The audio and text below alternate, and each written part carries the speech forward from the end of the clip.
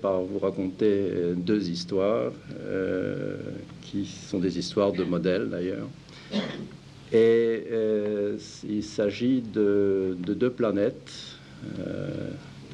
qui circulent dans l'univers. Et sur la planète A, plutôt sur la planète Alpha, tous les individus qui naissent sont dotés d'un merveilleux petit engin électronique.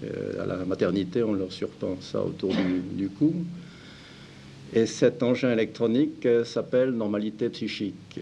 C'est très bien calibré, ça fonctionne parfaitement, si bien que quand les individus de cette planète ont un problème, ils n'ont qu'à se brancher sur cet appareil qui leur donne des réponses pour retomber dans une espèce de normal, une espèce d'équilibre psychique. Et dans l'ensemble, ça, naturellement, c'est un instrument formidable. Il n'y a plus de dépression, il n'y a plus d'anxiété. On retombe toujours dans l'état maximum, de fonctionnement maximum. Le seul ennui, c'est que malgré, bien sûr, que cette planète, ces instruments soient assez perfectionnés, il arrive quand même, une fois de temps en temps, qu'ils se détraquent.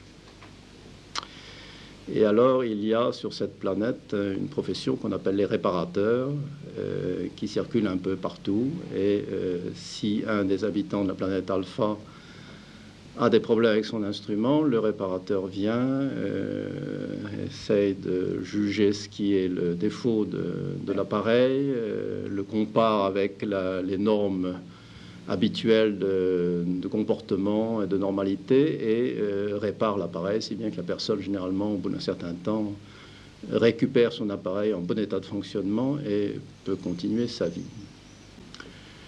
Donc, l'électronique étant bonne sur la planète Alpha, le nombre des réparateurs augmentant, dans une certaine mesure, c'est assez tranquille de vivre sur cette planète. Et puis, il y a une autre planète dans la même galaxie, qui est la planète Beta. Et sur Beta, c'est assez différent parce que il y a des montagnes, il y a de nombreux cours d'eau. C'est une atmosphère essentiellement aquatique. Il y a de hautes montagnes, il y a des mers, il y a des tas de cours d'eau qui dévalent de ces montagnes. Et vu cette abondance d'eau, les gens qui habitent sur Beta sont, peu de temps après la naissance, obligés de se construire une embarcation. Et bon, ils le font de façon assez variée. Il y a certains qui prennent des troncs d'arbres et qui font un petit feu à l'intérieur, les creusent, en font un esquif. Il y a d'autres qui se servent de peaux de bêtes, qui les tendent sur des branches. Il y a d'autres qui emploient des roseaux, il y en a d'autres qui emploient du fer. Chacun doit, dès la naissance, se faire son esquif, son embarcation particulière pour pouvoir survivre sur cette planète en suivant ses cours d'eau.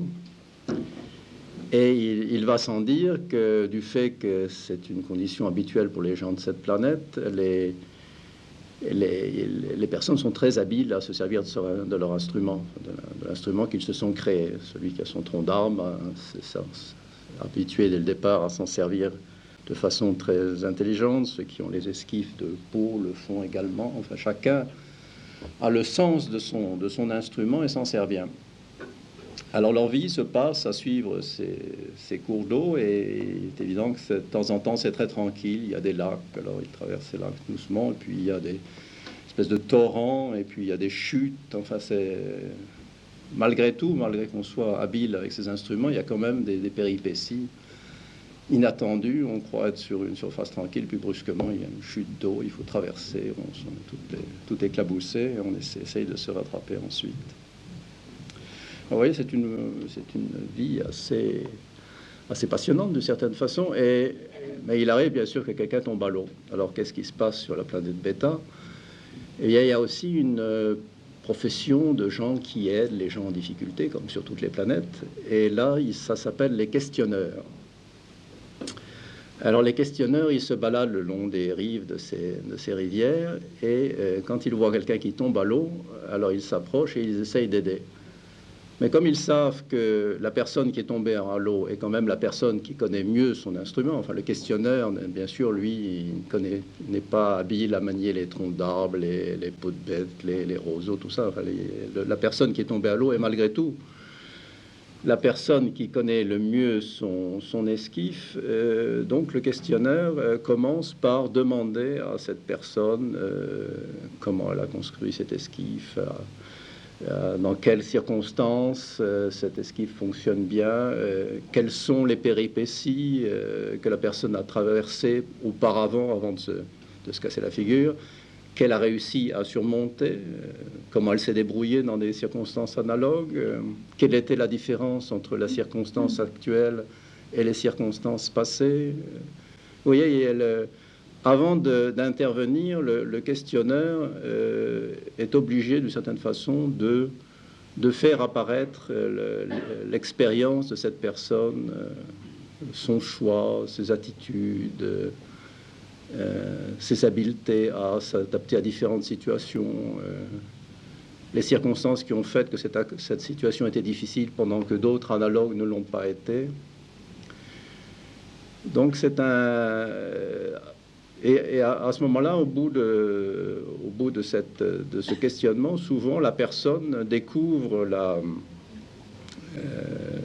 difficulté, l'élément nouveau qui l'a fait chavirer, est en état de reprendre son embarcation et de continuer et peut-être d'être plus adapté, de se sentir plus maître de nouveaux accidents de parcours, augmenter sa capacité d'adaptation. Alors vous voyez, la vie sur la planète Bêta est chargée de beaucoup d'aléatoires. Enfin, il y a beaucoup de choses qui se passent. C'est plus, on peut dire, ça semble plus difficile que la planète Alpha. Mais d'un autre côté, on peut dire que la vie sur la planète Bêta est loin d'être dépourvue d'intérêt. Enfin, c'est quand même, il se passe des choses, il y a des transformations, il y a des évolutions. C'est une planète qui paraît quand même assez sympathique. Alors, je pourrais vous demander, voyant ces deux planètes qui circulent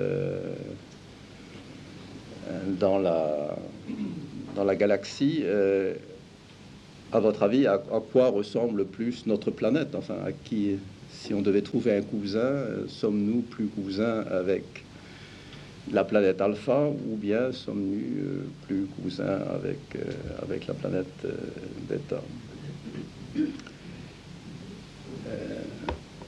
Je crois que la réponse serait que, en fait, vous me direz que ces deux planètes existent sur notre planète. Et je pense que vous me direz aussi que c'est nous qui créons ces planètes. C'est-à-dire que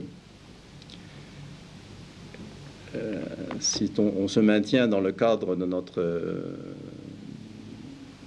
le cadre qui nous est habituel, on peut dire que le médecin, de façon générale, quand il reçoit une personne dans son cabinet, maintenant je ne parle pas de psychothérapie, je parle de médecine générale, médecine habituelle, il est évident que ce médecin créera d'une certaine façon une planète alpha dans sa tête, et son rapport avec le malade, enfin les circonstances du dialogue avec le client se passera probablement dans le cadre d'une planète alpha, avec cette question de remettre à l'état de normalité, de penser à l'état de santé idéale, enfin que personne n'a, bien sûr, mais qui a quand même, qui existe à l'intérieur du modèle, d'essayer de ramener le plus possible dans le cadre de cette adaptation maximum, de cette performance la meilleure.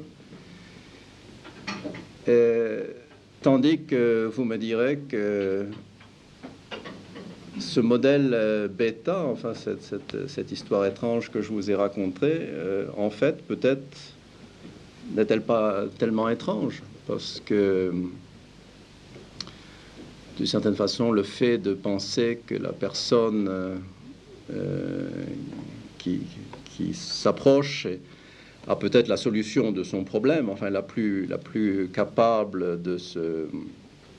et qu'il est difficile de la rapporter à la normalité. Mais de certaine façon, cette profession de questionnaire peut vous sembler assez proche de ce que de ce qu'on peut peut-être penser est habituel en psychothérapie.